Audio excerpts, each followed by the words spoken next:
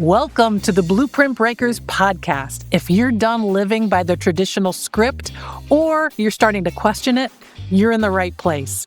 This is where we talk about what comes next: pre-retirement, life design, reclaiming your time, your energy, and your freedom. Real conversations, real stories, real connection for women in midlife and beyond who are ready for a different kind of next chapter. My name is Amy Palmer. I am your host and facilitator for these conversations.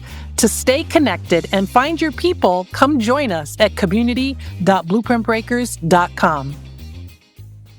Today's conversation is one of those that might really shift how you think about money, success, and what's actually possible for your life. My guest, Nichole Knight, spent over 2 decades working with ultra-high net worth families, literally managing wealth at the highest levels. She did everything right, built the career, created the financial foundation, and then her body said, no, enough's enough. What followed was burnout, a one-way ticket to Bali, and a complete reimagining of what a successful life could look like. Today, she's living what she calls her freedom life and helping other women do the same. This conversation is about money, yes, but it's more than that. It's about permission. Permission to rethink everything you've been taught and design a life that actually feels like yours. Hello, Nichole. Hello, welcome to Blueprint Breakers. Thanks for having me. Well, I'm so glad that we're having this conversation, although I have to admit, I wish we were having it in person and that I was there in Bali with you. You are welcome. You are welcome to join me at any time. Welcome. Yes, I've been inviting anybody that even plants the seed of wanting to be here. I open my doors because I feel everybody should have this opportunity. Oh my God. Yeah, there's so much more that I need to explore. That I went to Bali. My God, I think it's been almost 3 years ago now. Wow. Well, too long, but there's so much to explore. I just love it. It was so transformational. So we're going to get to that. I'm jumping ahead. At this. Before we jump into, all the beauty of Bali, I want to get some background. As you know, this podcast, we're Blueprint Breakers. We celebrate women who are living a lifestyle outside of the traditional societal blueprint. And you absolutely are a role model for that. So I would love to hear a little bit about your background in terms of you've achieved great success through your 9-to-5, through your corporate career, and then leveraged that. So tell us a little bit about how that all came to be. Absolutely. Yeah. I mean, it's such an incredible story considering my background. I am a Caribbean girl, so to speak. I was raised on a very small island in the middle of the Caribbean, St. John, U.S. Virgin Islands. It's an island of, at the time when I was growing up, probably maybe 2,500 to 3,000 people. So very, very tiny place. And I think a lot of times people that are raised in the islands, they just dream of what else is out there. It's just you're kind of in this little tiny place, and it's like you really start imagining like what the world has to offer at a very young age. And so many of us end up leaving the islands and going to the United States because we are U.S. citizens to pursue our higher education. And one of the things that I figured out very early on, I got introduced to the accounting concepts. And I actually remember this day very, very clearly. I was in the 8th grade, and my business teacher put a T account on the board. For those of you that are in the finance space, that breaks down a debit and a credit. And then she puts the accounting equation on the board: asset equal liabilities plus equities. And I remember that room. I remember that day. I remember being completely fascinated by that. And it was in that moment that I decided that I was going to study the field of accounting. And so when I left to go to the mainland and attended university, I majored in accounting. And I also decided at that point that I was going to get my master's degree in taxation. And then one of the things that I realized very early on after being in the US was that, you know what, Nichole, you are quite the island girl. And this stateside life, I don't know if it may not work for you. And so I really positioned myself from the point where I really had that kind of like inner knowing in me to just create sort of like the perfect blueprint per se of what my trajectory in terms of education and career should look like. And so I did all the things. I went to undergrad, I did my grad school, I pursued my CPA license, I ended up going to work for the big eight at the time, accounting firms, because that's what they tell us you should do if you are in this particular industry. And so I did all those things. And ultimately, I think within the maybe 10 or 11 years is how long it took for me to kind of like develop myself in that way from an education and professional perspective.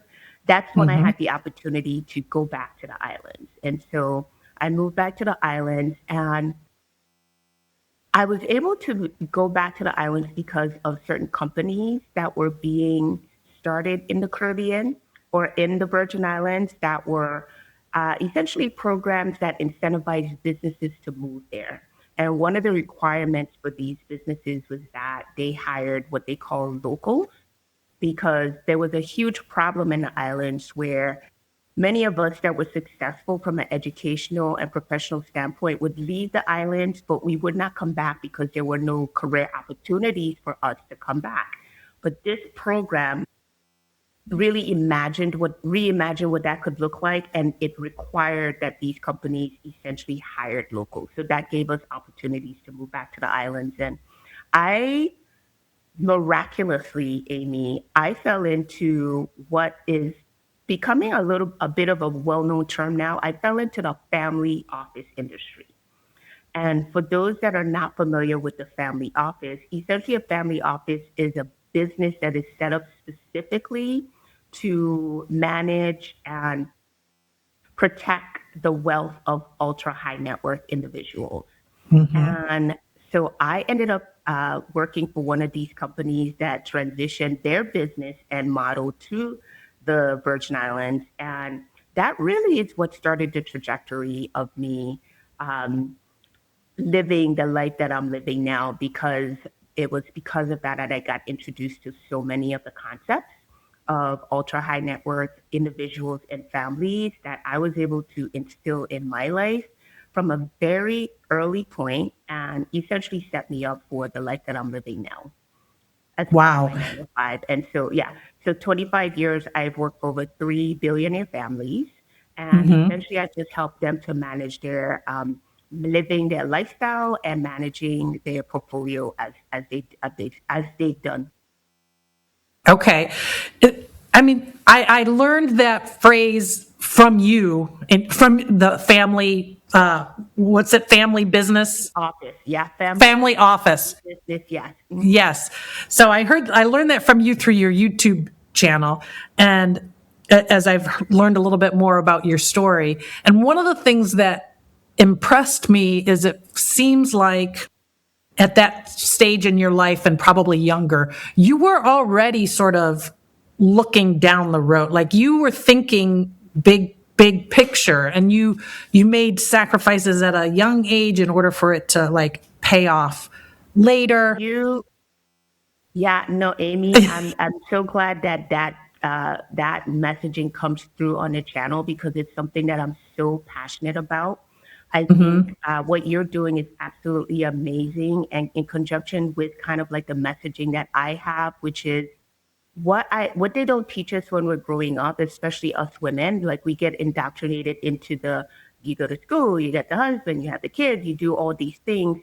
They don't ever tell us about that point in our lives when we're going to want to evolve and want to expand into the next version of ourselves. And many times that is going to require us to have like a foundation. And that foundation is usually financial, right?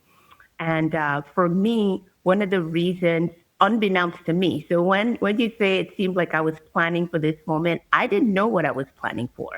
What I did know was that I was the oldest of five, and I had to grow up very early and become responsible very early for, you just kind of get put, eldest daughter syndrome is what I've heard the term is now. Me And you too. just kind of get put in this, yeah, there's a term for this, right? Now, and you get kind of get put in a role that you really didn't sign up for, but by default is where you end up. And so, I, as the oldest, I had to grow up pretty early. I started working like my first little job at like 13 at like the car rental office on island. And so what I did know in my early 20s was that I was not going to be working for the rest of my life. Like, so it was kind of like my childhood experiences that really started to plant that seed of, okay, what does it look like if I'm not doing this until I'm 60 something, 70 something, right?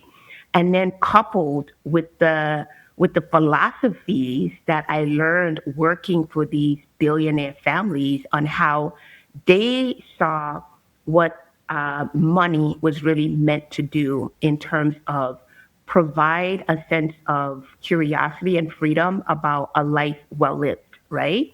So it was my childhood coupled with these philosophies that really put me on a path in my mid to late 20s of setting the foundation for the life that I get to live now. And it's a message that I want to share with whoever will listen. Obviously, you can start this process at any age, as so many of your other guests have shared, but you really are able to set yourself up if you just start early. Right, right. I know it's funny because when I watch your videos, I mean it's definitely in sync with my own personal goals and the journey that I'm on and everything. But I keep thinking like, oh, I need to send this to my niece. I need to send this to my friend's daughter. Like I really, really, really want the young women, the late teens and the early 20s to hear sort of what you were thinking about and how you approached everything, and how it's paid off for you. It's really come to fruition. It So, really I mean, has. Yeah, I it's think it's you've got a been a big blessing. message.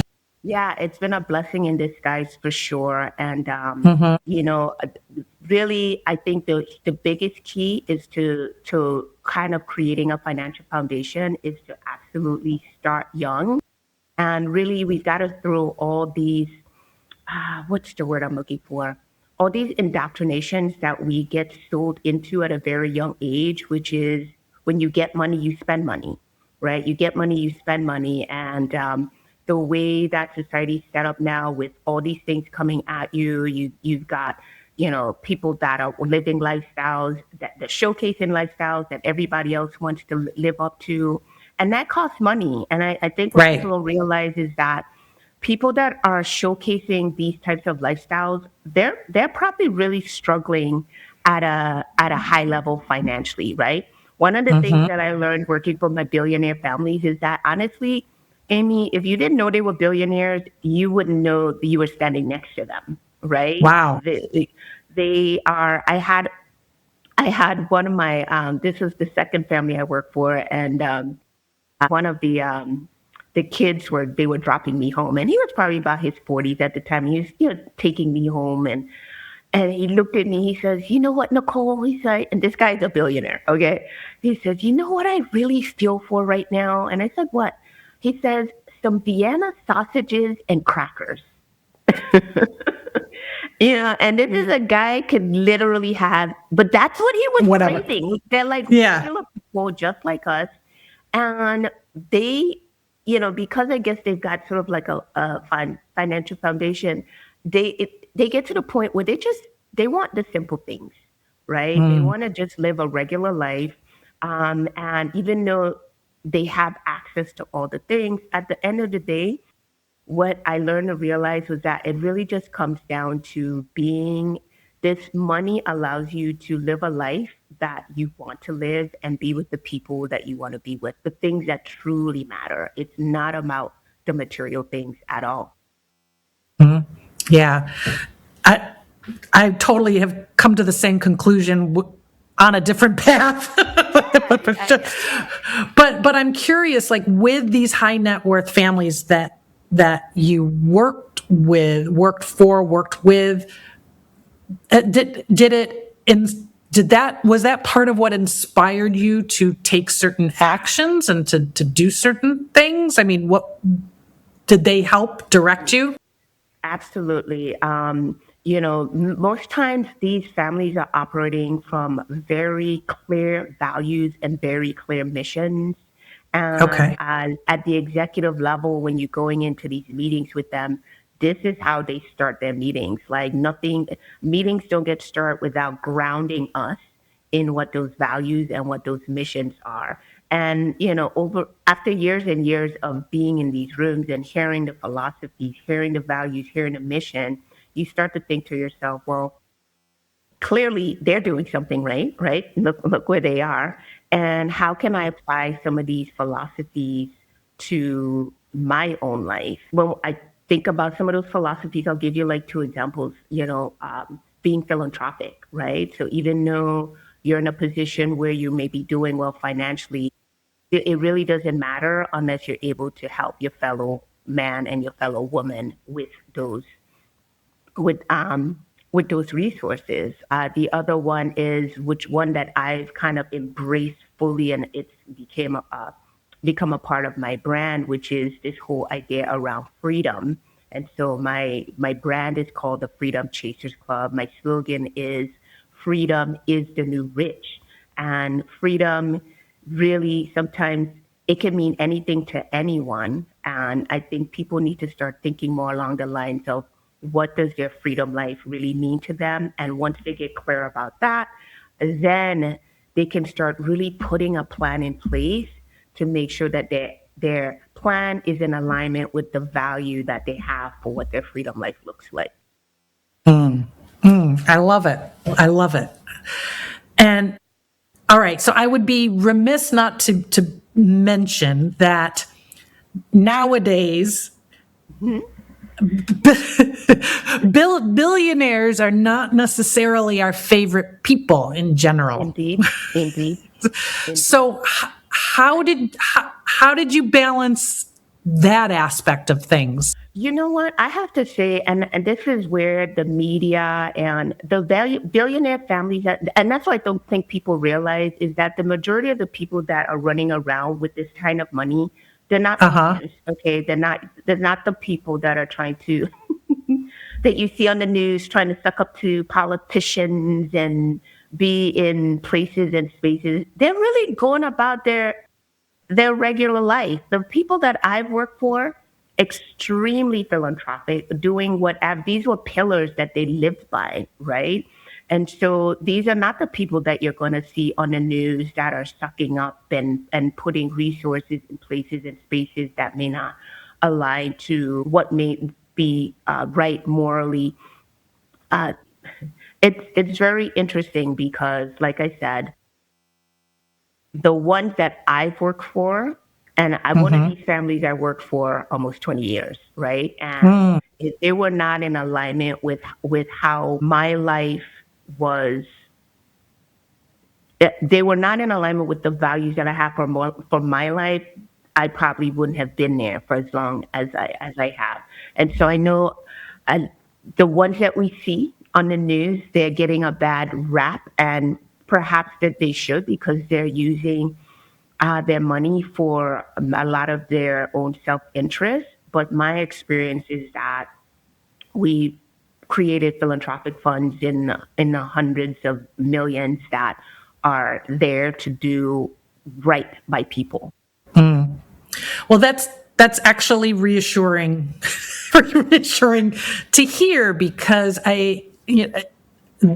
around our money mindset. Because if you start to develop this money mindset of money is bad, Yes. then you're gonna keep it from coming to you. Like you're energetically going to be pushing it away, right?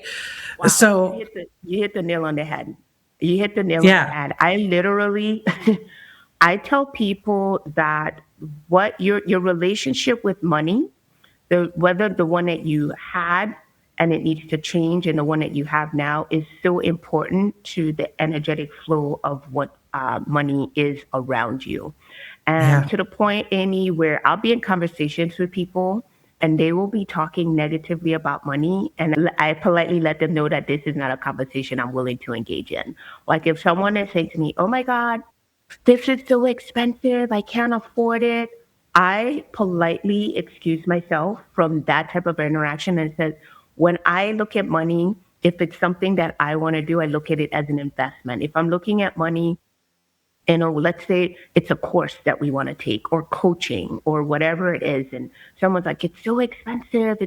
And like, I don't look at it that way. I look at it as an investment in myself to get me to a goal and so when you reframe those thoughts that you have with money, it really makes such a difference in how the money is energetically flowing in and out of your life. And Yeah. I have over the last few years, I've proven this point many, many times. There'll be times where I will spend something and then within a day or two, literally the amount or something equivalent is coming back to me some way, somehow. Right. Yeah. And, people may not necessarily believe that that's the case, but it happens. It happens. I'm living proof of that. Mhm. Yeah. No, I get it. I agree. And so I'm curious, first of all, when you talk about accounting, you actually make accounting sound exciting. And I'm not a numbers person, so that's hard for but you make it sound exciting and interesting. And with how you were serving and the families that you worked for, you were obviously very good at it. And it was obviously lucrative for you. So what made you decide to retire at such a young age? Amy, we're gonna go here. It's so funny because I know when I hear a lot of these stories of people transitioning into what their next is, they're being driven there because of the work that they're doing. My situation is a little bit different because I actually loved, like you said, I love the work that I was doing. It's just that I got to the point where I was burnt out. Mm, And I think that that's something I may have been maybe even more burnt out on another level because in fact because I loved what I was doing, so I gave my all, right? mhm, Without mhm. and somewhere along the way I kind of lost sight of just kind of pouring into me and making sure that I'm in a healthy enough position to continue to do the job that I was doing. And so Yeah. it really all came to a head for me in 2022, where the burnout essentially escalated some health issues for me. And Mm, I hadn't made the correlation, quite honestly, right? Because you don't realize that the stress of burnout and the imbalance in the hormones that come from that stress essentially starts to become a domino effect in how your body is responding to that. And so I, I didn't make the connection until maybe a year later when I later. finally sat down with my therapist, who essentially said, "You're burnt out. Like you are in high functioning. Based on what you've described to me, you are in high functioning burnout." And it really was at that point where everything came to a head. And so my health was suffering tremendously in the form of digestive issues, in the form of back pain, in the form of anxiousness, in the form of not being able to sleep. And so all those things sort of came to a head for me and ultimately led me on a journey, which, from that point forward, led me on a journey to where I am now, which is living in Bali and just being able to live a life that has me healthy again, and I'm now able to share with others.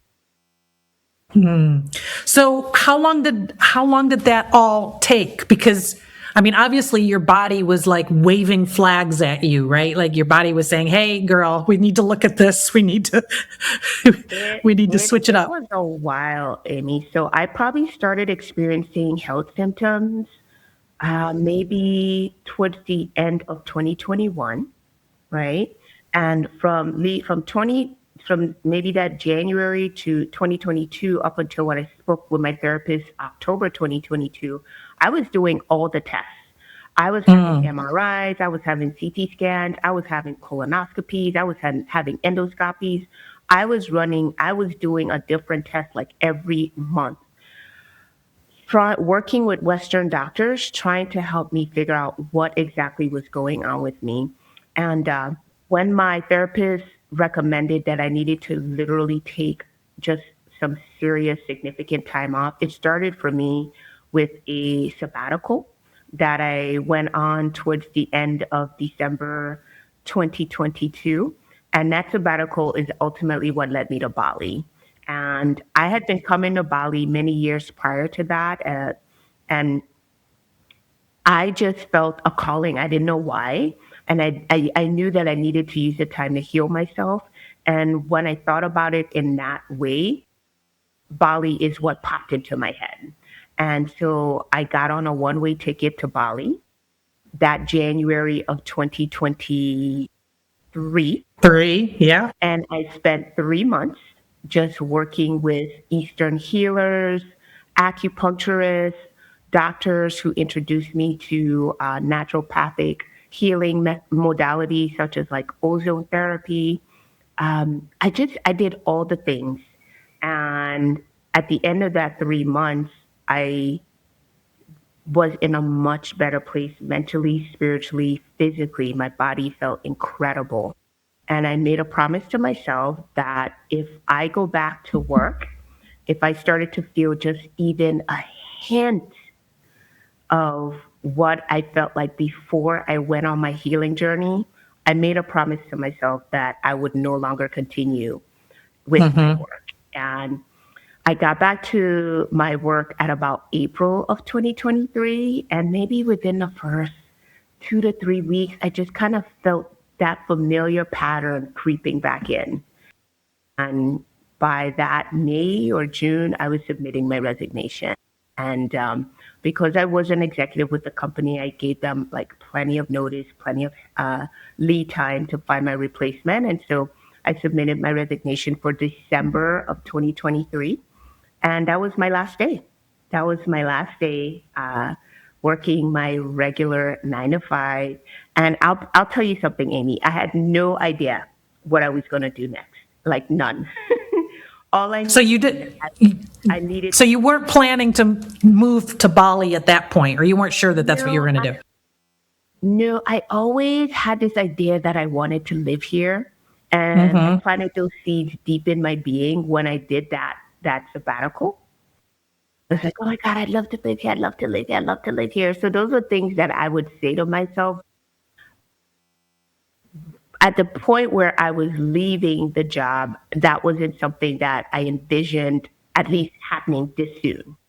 And did you think you were going to go get another kind of job, or did you know that you were going to stop with having a job? No, I didn't think I was going to go get another. Okay. The only thing I had thought that I had planned as of when I submitted that resignation was that Yeah. I wanted to rest. That was Okay. the only thing that I That's as had far. Yeah. on the Okay. horizon was Yeah. rest. And so I I get it. declared 2024 my year of rest. No Nice. responsibilities, not taking care of anybody or anything else except for myself.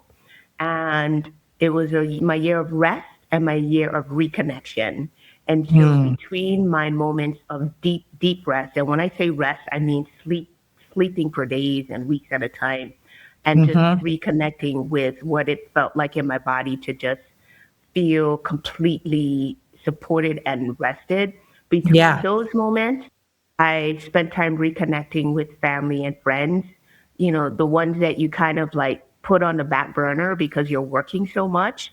And Yeah. so I spent 2024 traveling to see, my best friends, my goddaughter, my nieces, and my nephews, and spending significant time, like 3, 4 weeks at a time.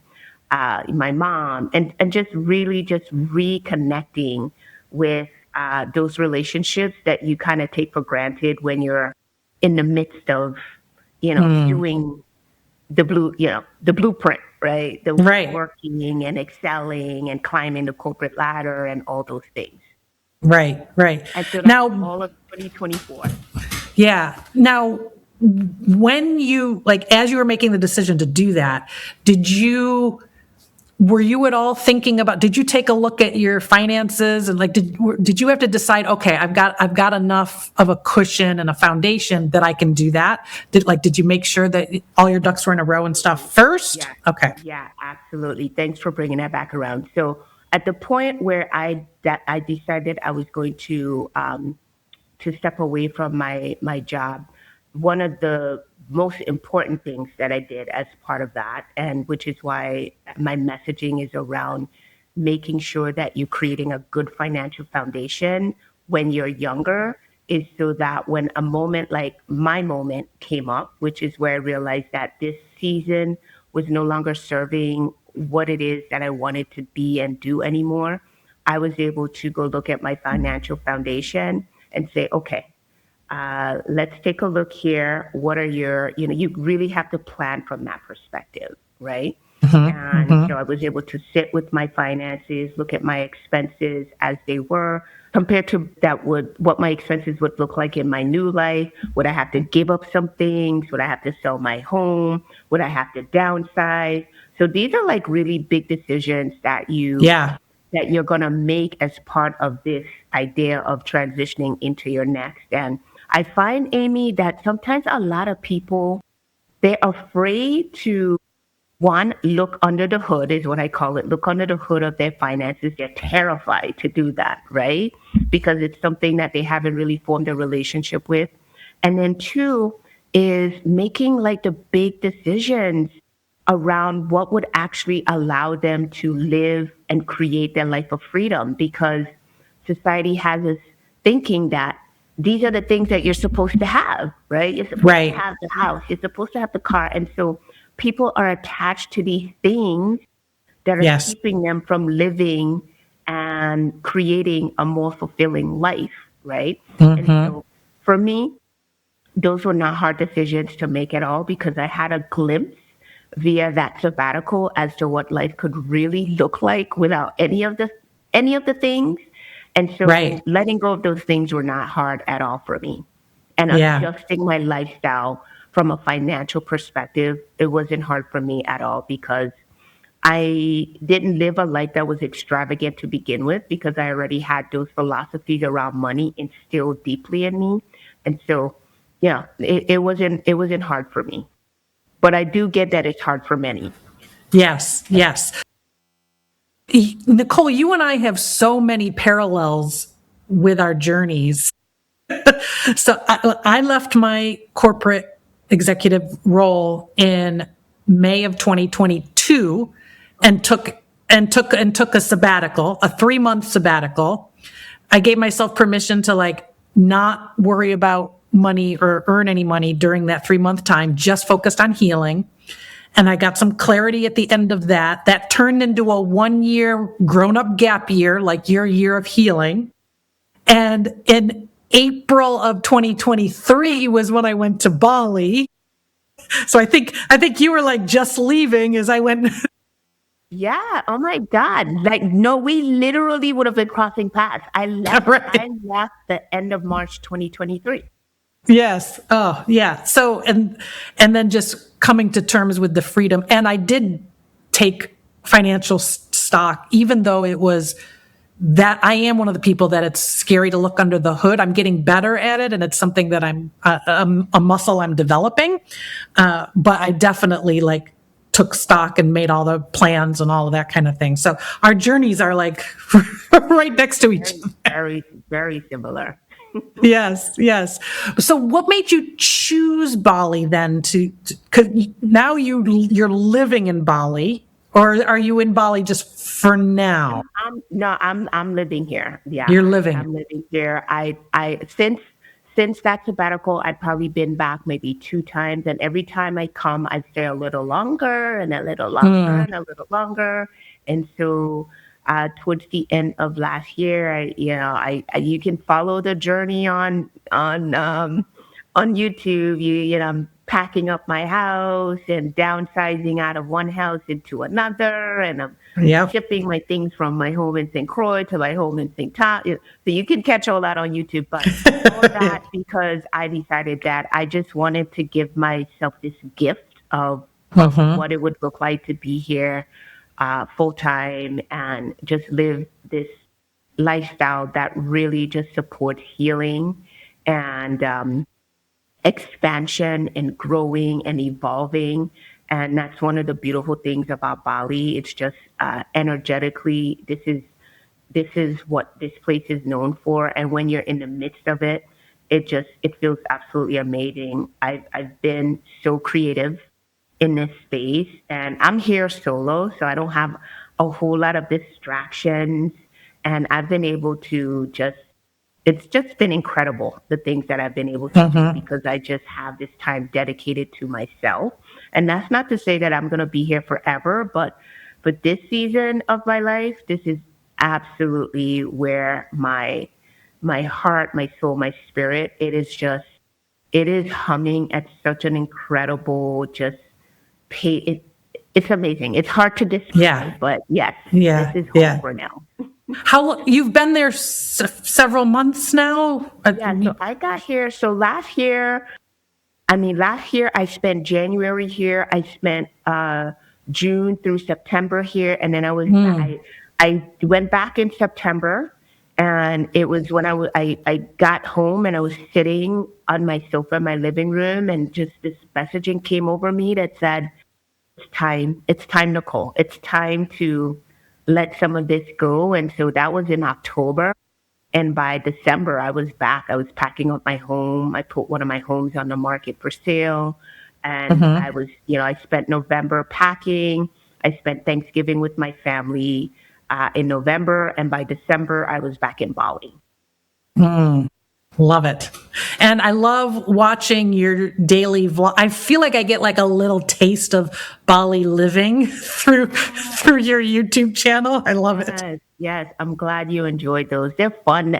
It's been so much fun making those videos because, taking all the pressure off, the perfectionism off of Hmm. making them. And I'm just sharing. And I've Yeah. been getting a lot of great feedback. So I appreciate that. Thank you. So what is the Freedom Chasers Club? So, the Freedom Chasers Club, I'll explain to you as what it was when I started it, but it's in Hmm. this season it's evolving into so much more. But I mean, Freedom Chasers Club is just like a community that I've been building of women who are where we are, Amy. For you, it's the Blueprint Breakers. For me, it's Freedom Chasers Club. It's women that are Hmm. waking up, they're evolving, they're realizing they want more for themselves. And it's a community where you come to get support on creating and living your freedom life. And a lot of that is grounded in making sure that you have a good financial foundation, which I think is sometimes the biggest obstacle to women Yes. pursuing this particular endeavor. And with my Hmm. financial background and my passion for finances, is just it's just a place where you could come where if you want to start looking under that hood, as we call it, to your finances, because the women that I work with, they are terrified. Like they do not want to know, which is, I, it comes easy to me, but I've got a healthy respect for how hard it is for some women who they may just not be in this space, and it comes to them a little harder. And so if you're Hmm. really wanting to look under that hood, get clear with your finances, this is where you can come to have that support. Yes, because I've been speaking to a lot of Gen X women, a lot of women over 45, and we've been having this conversation, very in-depth conversation about what I've been calling pre-retirement. Yes. That is because thanks, that is because many of us are not financially ready for actual retirement. Mhm. We don't have a strong enough financial foundation. So we still need to generate income. We Income. still need to create that foundation. So do you have any thoughts or guidance because you're absolutely right in terms of it being like one of the number one challenges, because one of the biggest things I get back from women is I need a break. I want a sabbatical. I want to take a gap year. I want to change my life, but I can't because they feel like they're chained to their job because of financial obligations and things that didn't work out for them earlier. So what are your thoughts for women in that situation? Things, two things I would say is one, maybe you don't go for the whole thing right now and you start small, right? And the reason I say start small, and maybe that might be in the form of a sabbatical or just, whatever we want to call it, that maybe if you're working a 9 to 5, maybe that sabbatical piece can be supported through your job, right? Or maybe you have just enough to get you through maybe a 1 or 2 month stint. Because why I feel the starting small is so important is because it starts to give you that time to be with yourself, to really start listening to what you really, really want, right? And when those things start to bubble up within you, you can't help but to listen. And so many times that starts to light a fire under you as to putting a plan in place to get to what it is that you really want long term. I think when you're in the midst of the going through the day to day grind and never having a moment to just sit with your thoughts and feel like a plan is possible, then you can't ever get there. So maybe you're not, to your point, pre retirement. Maybe you're not even at the pre retirement stage, but if you could just give yourself that opportunity to take a month, 2 months, 3 months off, right? And start having those conversations, start hearing your inner voice again. I think that is such an important part of the process to getting to your pre-retirement.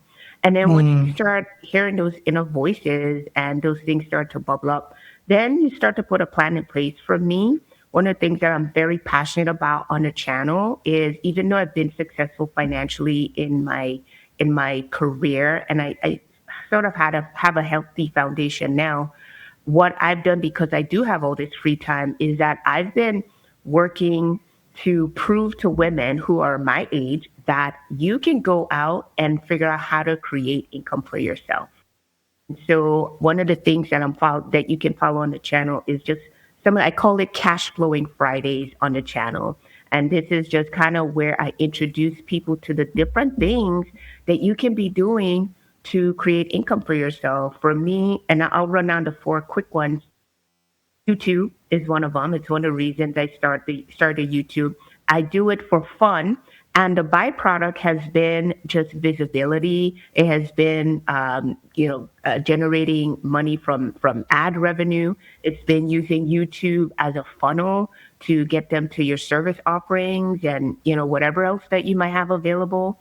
The other one is creating a digital product and monetizing the business and the skill of you. Like, you are your most valuable asset. And even though you may not think this, there are many people that might be looking for the very thing that you have perfected over your life, right?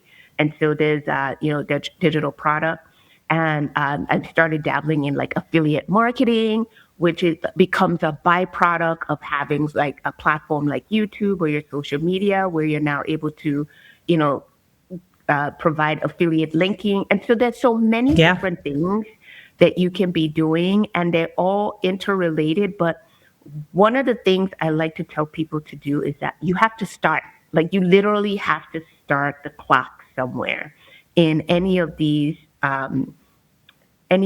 ventures that you may be going down. Just don't think about it. Like, you really got to put it into action, because the sooner you start the clock, the sooner you'll reap the benefits and the rewards of having started that clock.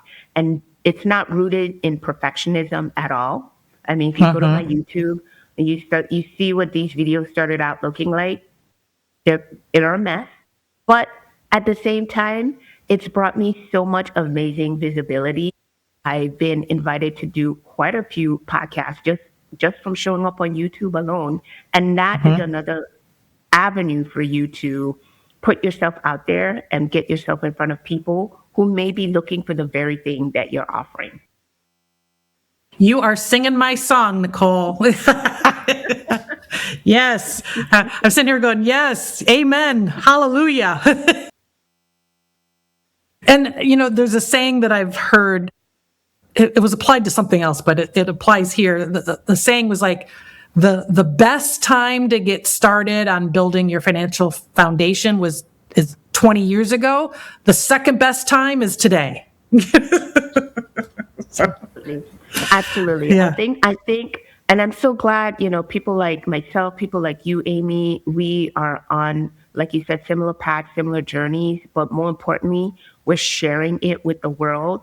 Because what I tell people all the time, one of the joys that I take out of making my YouTube channel was that when I was going through my journey, there wasn't a lot of resources. Like, where do you go? What do you do?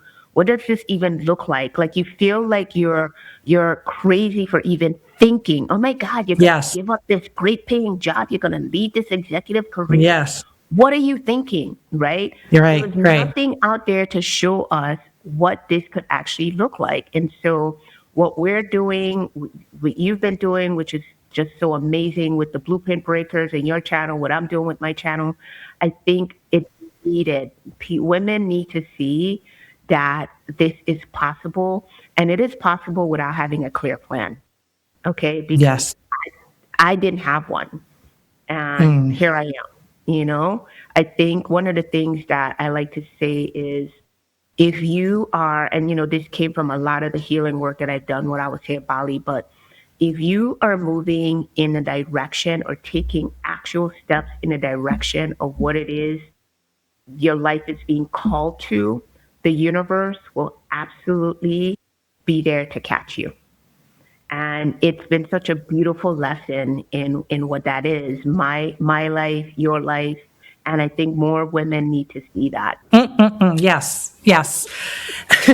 So for those that are listening that want to connect with you, I'll make sure to link your YouTube channel in the notes. I'm so glad we were able to connect, even though it's like early morning your time and late evening. I'm glad we made it work. Yeah. Love it. So thank you. Thank you so much for everything that you're doing and for sharing it with the world. Thank you. Amy. I appreciate. Thanks for having me on. Thank you. Thank you for joining us for today's episode of the Blueprint Breakers podcast, From Burnout to Bali, How Nichole Designed Her Freedom Life. And a very special thank you to my guest, Nichole Knight. And thank you, the listener, for listening and sharing this episode with your friends. If you haven't done it yet, please remember to follow or subscribe, and please give us a 5-star rating on whichever podcast platform you are using. Have a great week. Keep on breaking those blueprints and rewriting your own.